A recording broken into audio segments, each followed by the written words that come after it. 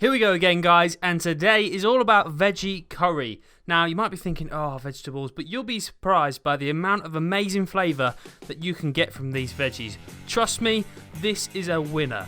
Head over to your recipe card to see everything that you're going to need for this recipe. But where we get started is with the aubergine. Now, with aubergine, it's a nice soft vegetable, so don't be too worried about it being too tough to chop. Now, slice it into thirds, so 1, 2, 3, and then lay a piece down, cut it in half, and then chop into chunks.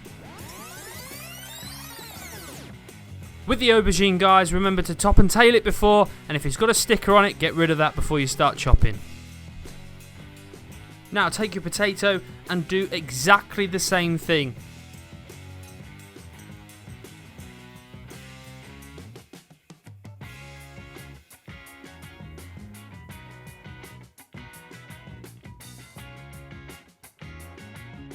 Once we're all chopped, chuck all of that into your roasting tin. Now what we're going to do now is drizzle a little bit of oil over it and season it with salt and pepper.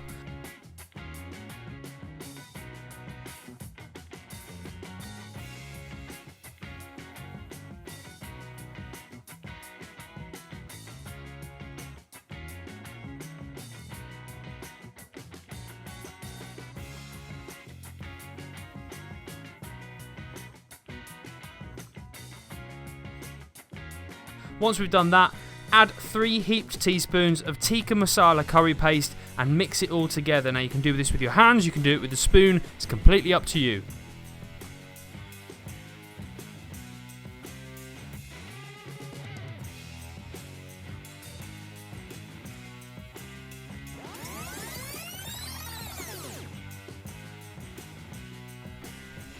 Once you've done this, put that roasting tin into the oven and we're going to roast those vegetables for 30 minutes. Next, guys, we're going to take the rest of your vegetables, so the onion, the peppers and the courgettes. Halve your onion, take off that shell and remove any of the papery bits. Take your pepper, remove the core and any of the seeds, and then just top and tail that courgette for me as well.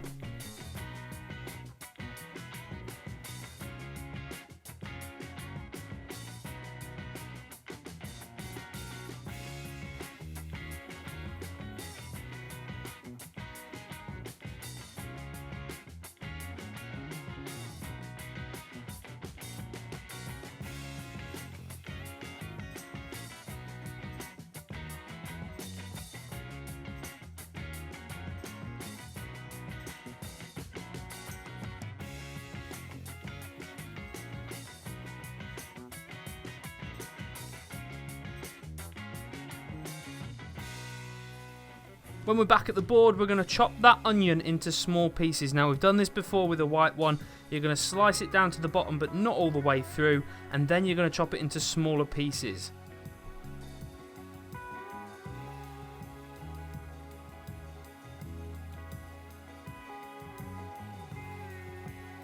Put that to one side. Now, you're going to slice your peppers lengthways and then chop them into chunks.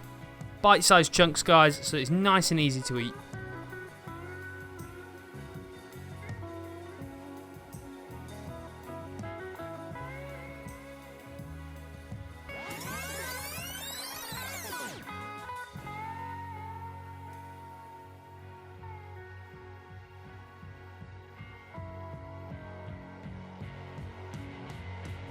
Now with your courgette, lay it on its side, halve it again, and then we're going to chop that into chunks as well.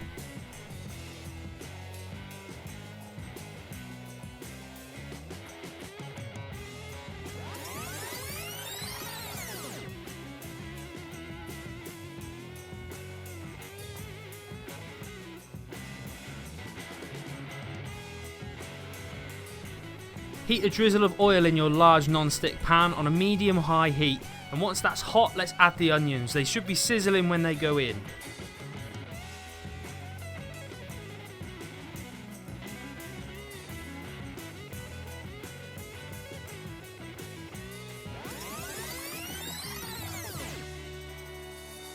When your onions then start to brown, we're then going to throw in the peppers and the courgette at the same time.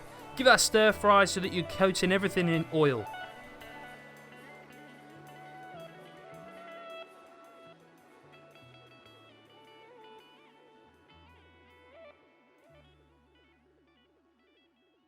When all of the vegetables begin to brown, that includes your courgettes and your pepper, this is the time that you add more tikka masala curry paste. We're going to add 3 more teaspoons and then we're going to mix it well until everything is really well coated.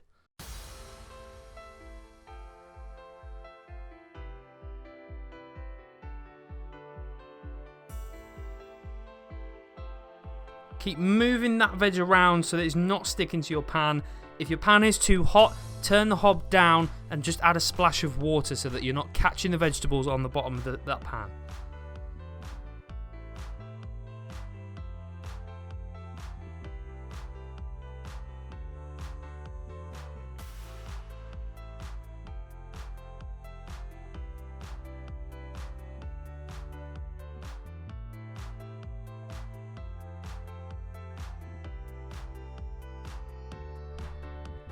Once we've done that for a few minutes and let that paste sink into those vegetables, we're going to add your chopped tomatoes. Now reduce the heat here because all we're looking for is a simmer later on. Give that a good mix about, and once you've done that, we can add our coconut milk.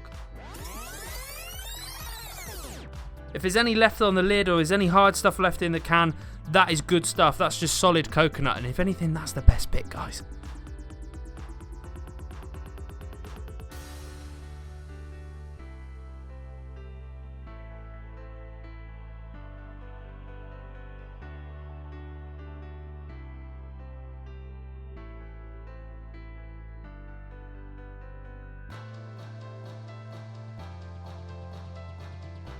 Give that a good stir around so that everything is mixed together now.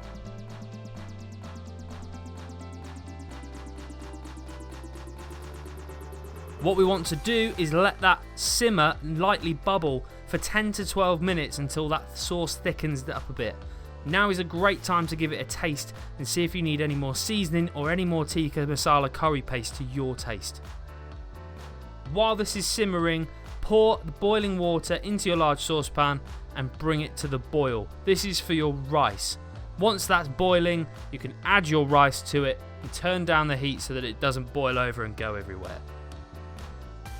When your aubergine and potato are roasted, remove them from the oven and place straight into the curry and mix together really well.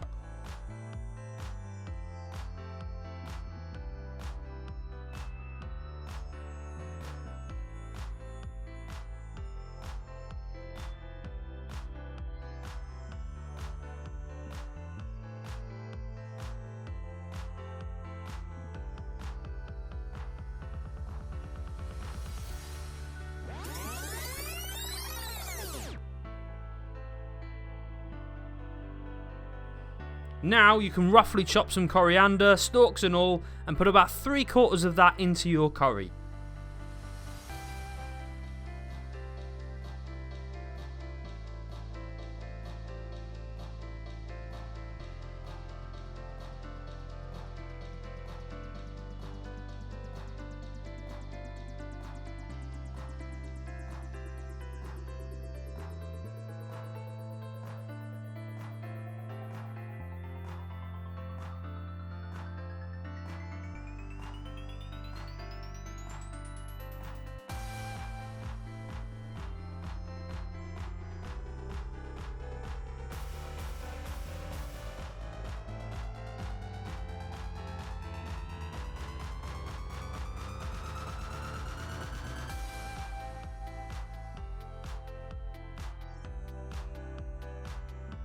Place your naan breads onto a baking tray and sprinkle with your fingertips with water. Don't absolutely soak them, just a little bit of water so they've got some steam which can bring them like a nice soft breadiness when it goes back into the oven.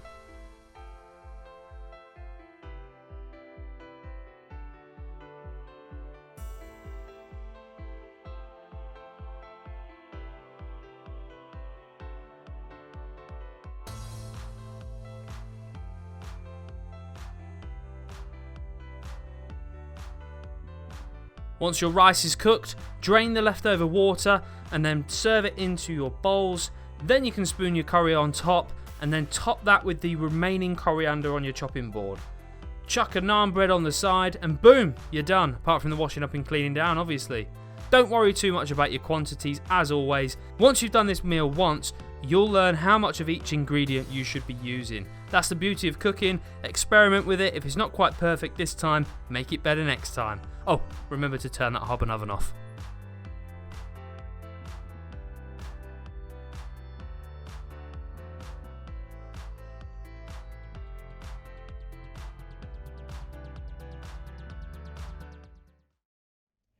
A big thank you to Betty's and Taylor's Family Fund for funding this project and the Two Ridings Community Foundation for administrating it.